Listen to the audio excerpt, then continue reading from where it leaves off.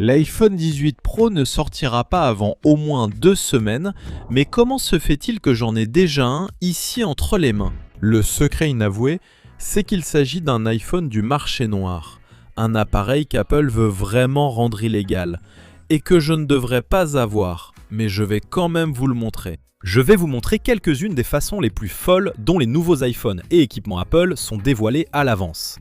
En l'honneur du nouvel iPhone et de l'iPhone 18, laissez-moi vous présenter environ 18 des théories du complot les plus folles sur l'iPhone.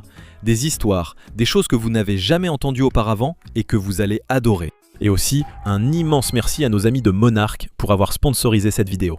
Bon, je ne vais même pas tourner autour du pot, c'est vraiment super excitant. Et ce que c'est une représentation de l'iPhone presque au millimètre près. Celui-ci, je pense, est un iPhone 17 Pro Max et il ressemble exactement à ce à quoi ressemble le vrai. Mais ceci est totalement faux. C'est une sorte de prototype de fabrication, autrement dit un modèle factice.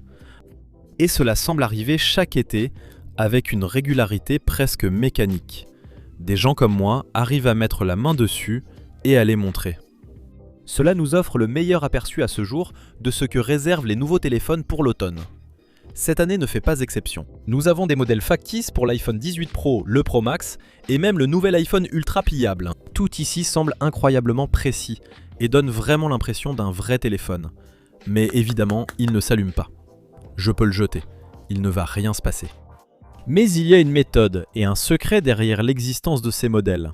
En fait, c'est tout à fait logique quand on y réfléchit. Et ils sont principalement fabriqués pour les fabricants de coques et d'accessoires afin qu'ils puissent fixer les dimensions de leur coque et être prêts dès le premier jour lorsque le téléphone sort réellement. Si vous vous êtes déjà demandé pourquoi, il y a maintenant un nombre croissant d'accessoires et de coques différents que vous pouvez acheter dès que votre iPhone arrive chez vous, c'est parce que beaucoup d'entreprises achètent ces modèles. Évidemment, Apple n'aime pas du tout ça et ils aimeraient interdire ces modèles et les rendre illégaux. Mais quand l'opération autour de l'iPhone est aussi vaste, il est difficile de garder ce genre de choses sous contrôle. Et quand vous avez des schémas divulgués, des informations et tout ce genre de choses qui sortent, il peut être vraiment difficile de contenir les fuites. Mais Apple, ils font de leur mieux. Il y a non seulement une sorte de police interne chez Apple qui est dédiée à stopper les fuites, ça existe vraiment, et ils sont même allés jusqu'à fabriquer de faux téléphones et de fausses boîtes uniquement dans le but de tromper les personnes qui font fuiter les informations et les journalistes, pour les éloigner du vrai produit. Ce sont en fait, à ce que l'on sait, de vrais téléphones, qui sont fabriqués uniquement pour empêcher les fuites. Apple n'a jamais eu l'intention de les commercialiser. Ils sont simplement là pour nous induire en erreur. Parce que lorsque la surprise est préservée et que rien ne fuite, cela peut vraiment être une expérience très excitante. C'est incroyable quand Apple nous surprend avec quelque chose d'inédit.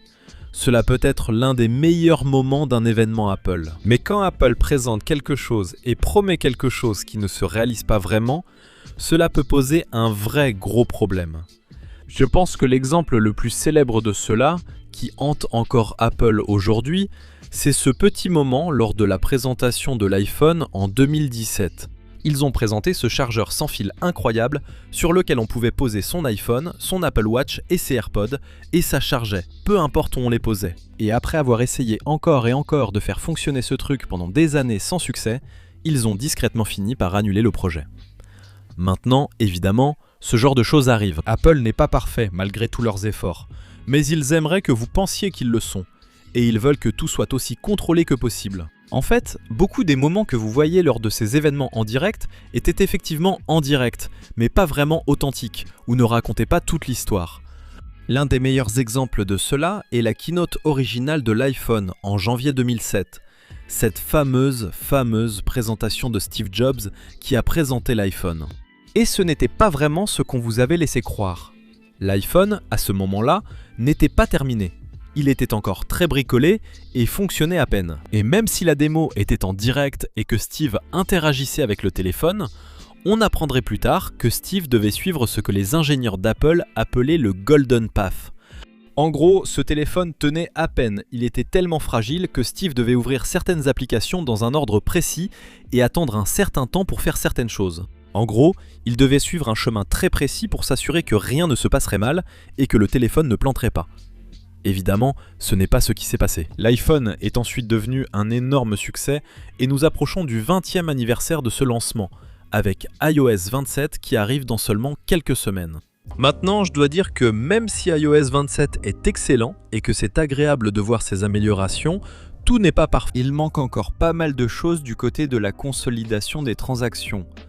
Même si vous avez la fameuse Apple Card en métal, c'est pourquoi, personnellement, j'adore et j'utilise le sponsor de cette vidéo, Monarch, car il regroupe tout dans une interface simplifiée, dans une seule application, un seul tableau de bord. Et comme vous pouvez évidemment le voir, l'application elle-même est carrément magnifique.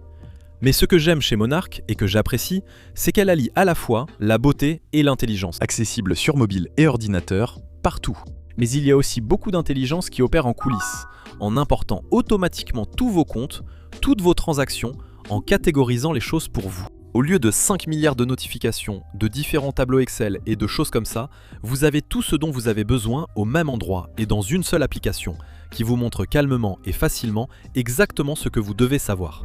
De plus, en plus de cela, une sorte d'assistant financier intelligent basé sur l'IA est intégré pour vous accompagner dans votre parcours et répondre à toutes vos questions en termes simples, sans qu'un diplôme en finance ne soit nécessaire. Donc si vous voulez en savoir plus et essayer par vous-même dès aujourd'hui, vous pouvez commencer avec un essai totalement gratuit, simplement en cliquant sur le lien juste en dessous, où vous pouvez scanner le code QR qui s'affiche à l'écran. Et lorsque vous vous inscrivez, passez par notre lien spécial et utilisez le code TAC50, cela vous donnera 50% de réduction sur votre première année de clarté financière totale. C'est aussi simple et facile que ça. Lancez-vous et essayez Monarch par vous-même dès aujourd'hui. Il suffit de cliquer sur le lien ci-dessous ou de scanner le QR code à l'écran, puis d'utiliser le code TAC50 pour économiser plus. Bien sûr, l'iPhone original allait devenir un grand succès et ouvrir la voie à de nombreuses choses. J'ai l'impression que beaucoup d'entre vous ne se souviennent pas, ou n'étaient même pas nés, pour voir à quel point les débuts de l'iPhone étaient fous. Petit fait amusant, cet iPhone original ne fonctionnait qu'avec un seul opérateur, ce que beaucoup ont encore du mal à croire. L'iPhone, pendant de nombreuses années, n'était disponible que chez un ou deux opérateurs. Il était moins présent qu'aujourd'hui, et il existait aussi des accessoires insolites, comme une station d'accueil pour l'iPhone. Apple vendait même ses propres écouteurs Bluetooth officiels. C'était vraiment une époque très différente, qui comprenait aussi des moments amusants et un tout nouvel ennemi pour Apple sous la forme de quelque chose appelé le jailbreak. C'est pareil pour tout le problème de plan d'Apple aussi. Si vous avez oublié, au début de l'iPhone, Google Maps était en fait l'application par défaut. Et puis, après quelques années, Apple a décidé de s'en débarrasser et de faire leur propre truc pour une raison étrange. Ils le regrettent probablement. Ils ont créé Plan d'Apple. Et quand la toute première version est sortie, elle était tellement mauvaise que Tim Cook a dû présenter des excuses publiques aux clients. C'était la risée partout. Tout le monde le détestait. Et cela a conduit au licenciement de Scott Forstall, le gars qui était un peu connu pour les premiers logiciels de l'iPhone. Il s'est fait virer. On raconte qu'il a été licencié pour avoir refusé de s'excuser. Tim l'a donc renvoyé. Et ensuite, Johnny Ive a pris en charge les logiciels d'Apple à partir de là, ce qui a mené à ses propres controverses avec iOS 7. C'est drôle parce que j'ai l'impression qu'aujourd'hui, on peut regarder en arrière et se dire qu'iOS 7 n'est peut-être pas aussi mauvais qu'on s'en souvient. Mais à l'époque, le passage d'iOS 6 à iOS 7 était pour le moins brutal. Et c'était vraiment du Johnny Ive partout. Très plat, très différent, très à l'opposé du skeuomorphisme.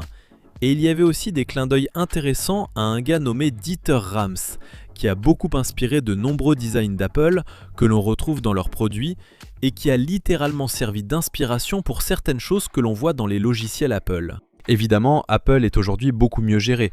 Tout semble se passer plutôt bien. Nous avons un nouveau PDG, de nouveaux iPhones arrivent et tout semble enthousiasmant.